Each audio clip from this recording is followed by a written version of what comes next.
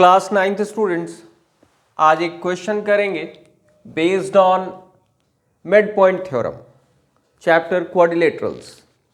अब बात समझिए क्वेश्चन क्या है और करना क्या है। तो फर्स्ट ऑफ ऑल क्वेश्चन को अच्छी तरह रीड करते हैं, उसके बाद कैसे सॉल्व करना है ये देखते हैं। Show that the quadrilateral formed by joining the midpoints of the sides of any quadrilateral in order is a parallelogram, meaning कि quadrilateral formed by joining the midpoints of sides of any quadrilateral।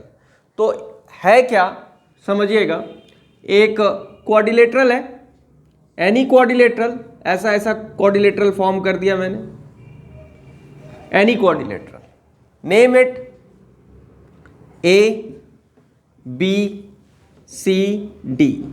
A B C D is a quadrilateral. The quadrilateral formed by joining the mid points of the sides, मतलब ये जो sides हैं A B B C C D D A, 4 sides हैं, इनके mid points. तो A B का mid point, make it, नाम इसका दे देता मैं ई। बी सी का mid point F, C D का mid point G, D A का mid point H. The quadrilateral formed by joining the mid points, mid points को ज्वाइन करना है इन ऑर्डर। तो in order E F, F G, G H और H ई।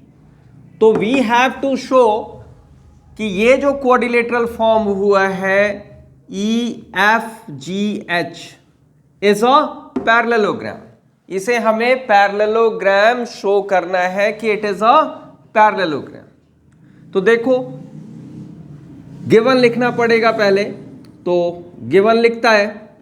Given में क्या लिखेंगे, in quadrilateral A B C D comma E F G H, E F G and H are what, are mid points of sides AB, BC, CD and DA respectively. To show क्या करना है, show करना है कि EFGH is a parallelogram, means quadrilateral EFGH is a parallelogram, ये हमें show करना है। तो फॉर दैट वन, शो करने के लिए मिड पॉइंट थ्योरम यूज होगा। अब देखो कैसे यूज होगा, तो उसके लिए मिड पॉइंट थ्योरम ट्रायंगल चाहिए होता है। तो ट्रायंगल चाहिए होता है तो उसके लिए हमें ये कंस्ट्रक्शन करना पड़ेगा, तभी हम प्रूव कर पाएंगे। और ये कंस्ट्रक्शन थोड़ा ध्यान से देखिएगा, बहुत ही सिंपल सा भी है। इस डायगोनल AC को हमने ज्वाइन कर दिया, और कंस्ट्रक्शन याद रखिएगा किससे करना होता है, डॉटेड लाइन से, ताकि फिगर में पता लग जाए कि ये हमने कंस्ट्रक्शन किया है। तो कंस्ट्रक्शन में क्या किया, जस्ट राइट जो किया, दैट इज ज्वाइन AC को ज्वाइन कर दिया। अब ध्यान देना, अब शुरू होता है मेन आपका एप्लीकेशन। लेकिन उस एप्लीकेशन के पहले मिड पॉइंट थ्योरम का थोड़ा सा रोल देख लो। रोल यही है कि ये एक ट्रायंगल है, नेम इसका मैं ए बी सी दे देता हूं। डी मिड पॉइंट है ए बी का, ई मिड पॉइंट है ए सी का।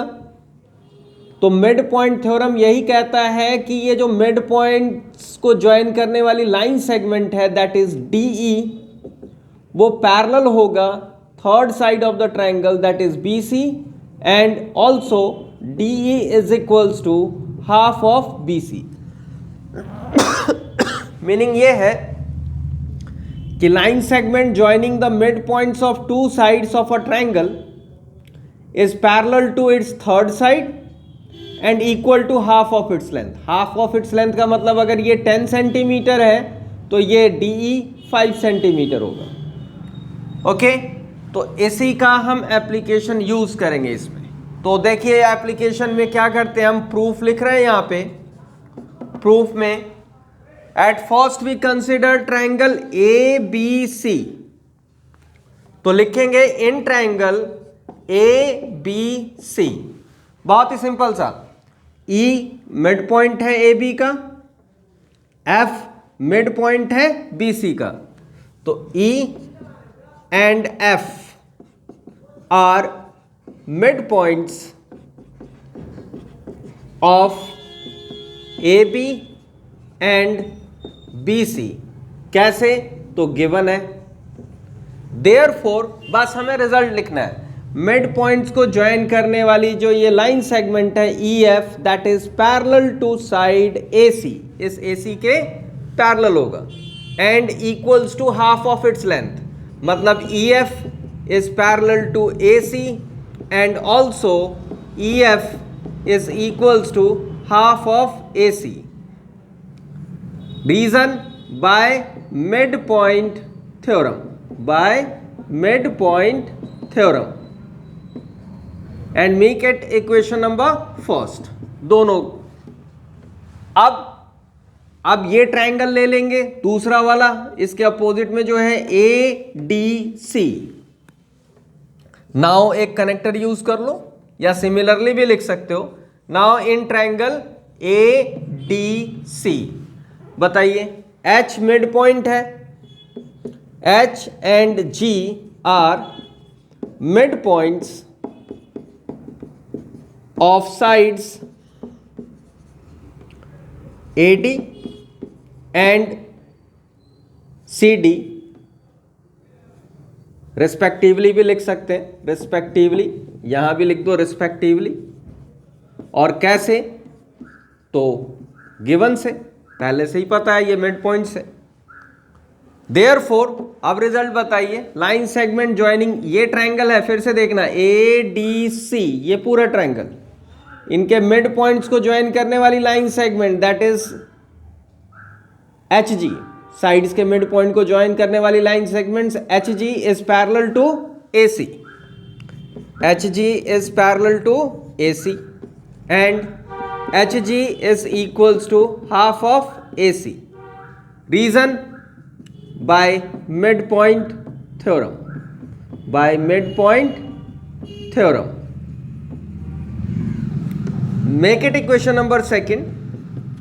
अब हमें कंपैरिजन मेथड यूज करना है। लॉजिकली ऐसे भी समझ सकते हैं, देखिएगा लॉजिकली क्या है, EF is parallel to AC and HG is also parallel to AC, means EF और HG दोनों ही AC के पैरेलल हैं, तो इसका मतलब ये आपस में भी पैरेलल होंगे।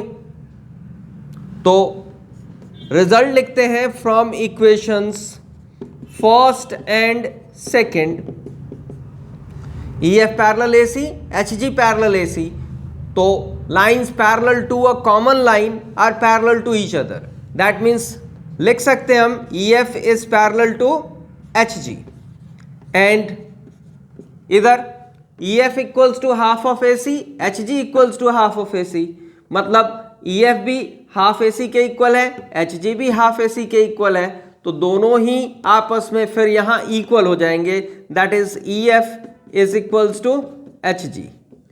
अब सिंपल सी बात है, एज अ पेयर ऑफ